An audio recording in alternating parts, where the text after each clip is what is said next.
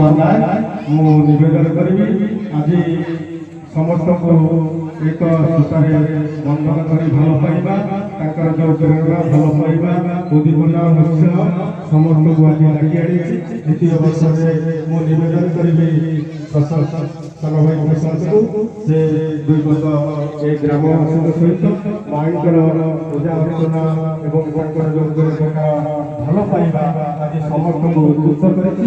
ଦ୍ୱିତୀୟ ସମ୍ମାନୀୟ ସୁପ୍ରିମକୋର୍ଟର ବିଚାରପତି ତଥା ମୋର ସାନ ଭାଇ ଆଦିତ୍ୟ ପ୍ରକାଶ ଶତପଥୀ ମହୋଦୟ, ଉପସ୍ଥିତ କୁନ୍ଦଳ ପର୍ଯ୍ୟନ୍ତ ବୁଦ୍ଧିଜୀବୀ ଗୁରୁଜନ, ମୋର ସମ୍ମାନୀୟ ଆଜି ଆମ ପାଇଁ ଖୁସିର ଦିନ। ଯାହା ଆଜି ବଡ଼ଚଣାର ପୂର୍ବତନ ବିଧାୟକ ମନ୍ତ୍ରୀ ତଥା ଦୁଃଖ ସାଥୀ ଅମର ଶତପଥୀଙ୍କ ସୁପୁତ୍ର ଆଜି ଆମ ପାଖରେ ଉପସ୍ଥିତ ଅଛନ୍ତି। ଏହା ହେଉଛି ଆମ ପାଇଁ ଗର୍ବ ଓ ଗୌରବ। ଆମେ ଆଶା କରୁ ତାଙ୍କର ଏମିତି ନିରବଚ୍ଛିନ୍ନ ଆମ ସହିତ ସମ୍ପର୍କ ରହୁ। ମା ଲକ୍ଷ୍ମୀଙ୍କ ପାଖରେ ମୋର